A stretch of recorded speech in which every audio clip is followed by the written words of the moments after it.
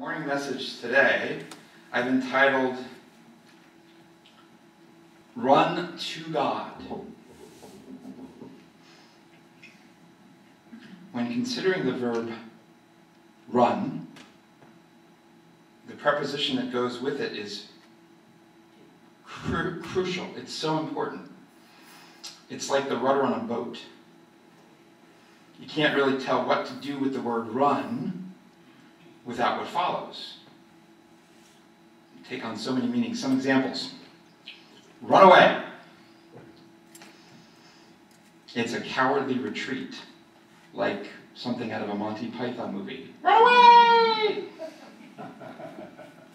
Run from is similar to run away, only it's a little more directed. You kind of know what you're running from. So run away is just get out. Run from, you know the thing that you're running from. It's some directional. You know that there's fear and danger. It might be running from commitment. You know that you're running from that. That's fear and danger. Run into. Run into is what you do with old friends. I ran into Robert at Safeway. I hadn't seen him in years. I ran into him at Safeway in the parking lot as I was backing out. He's okay, it's just his tail light. Run out. I'm just going to run out to the store. Why? Because I've run out of sugar. Run around means to confuse people. I'm getting the runaround, a bureaucratic runaround. I have to go through step A, step B, step C. Or in the case of Sue,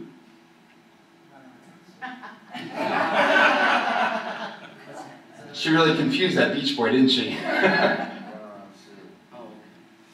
Run to means to get from here to there very quickly, very fast, by jogging, not by walking. When I was a child, I had a Bible that had pictures in it.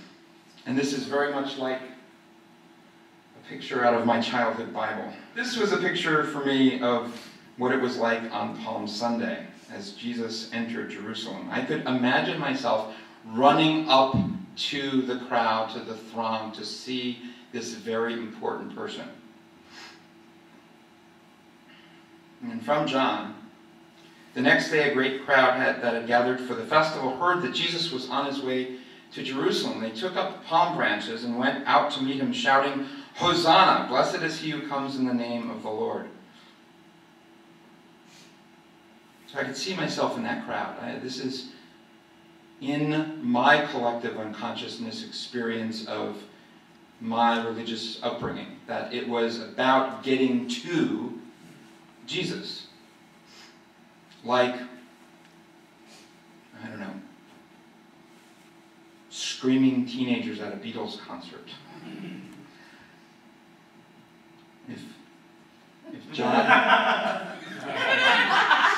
If John was, and the Beatles were around during Jesus' times, they would have rode into town on donkeys as well. I get by with a little help from my friends.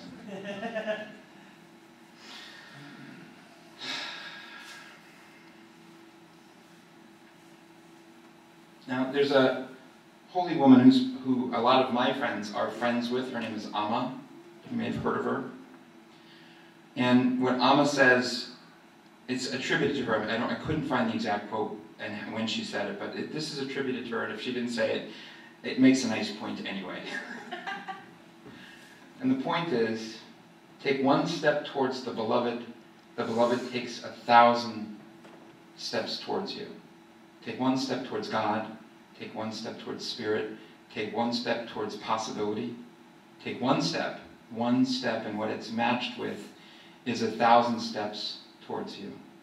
Now visually, I like to look at it this way, because I love PowerPoint. Here's you taking one step towards the beloved, and the beloved comes back at you with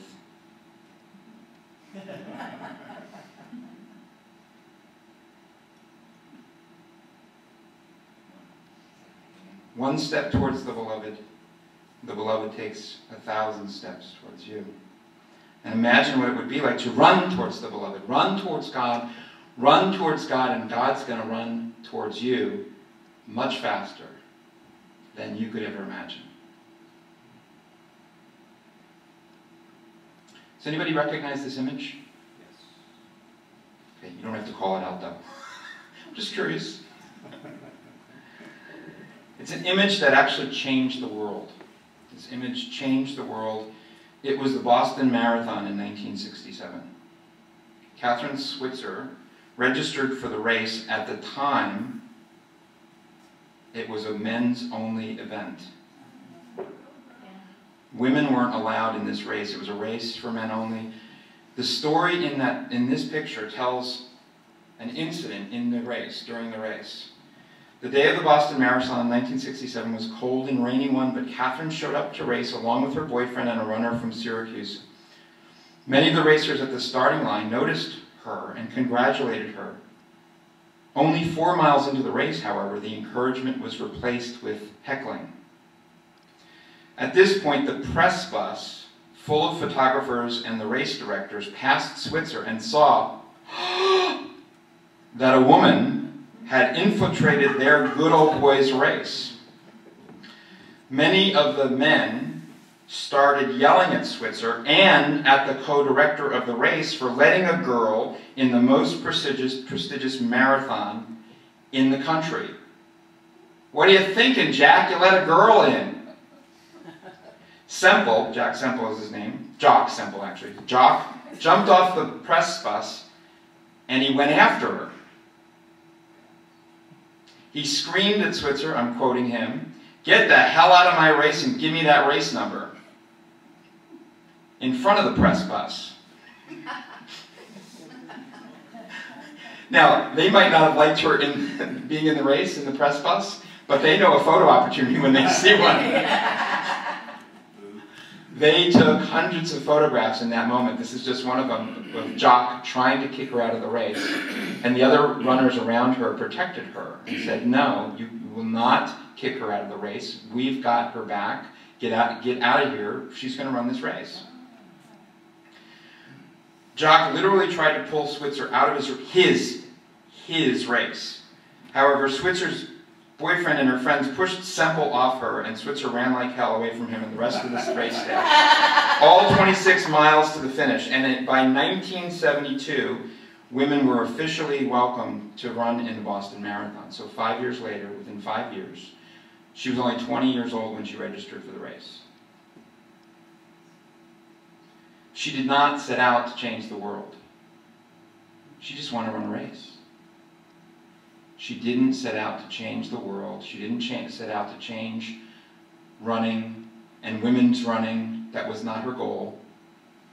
She just wanted to run with her boyfriend in the race that he was going to run. Can I come along? She registered as KV instead of Catherine. But that's how she always signed her name. So it wasn't like she was trying to pull one over. She said later, "I had no idea I was going to become part of history. I wasn't running the Boston Marathon to prove anything. I was just a kid who wanted to run her first marathon." And so a 4-hour, 26-mile marathon changed history. I'm not saying that you should go home and change history tomorrow. But you could consider that there's something that you might be able to do towards your spiritual life that's a step towards, a running towards the divine.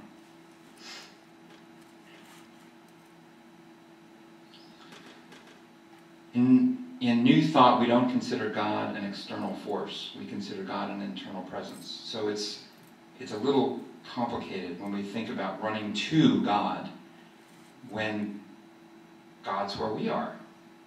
So if God's where we are, how can we run to God? How can I run to God? And how can I run to God if what I'm thinking of God is as an internal presence, not some separate thing outside of myself?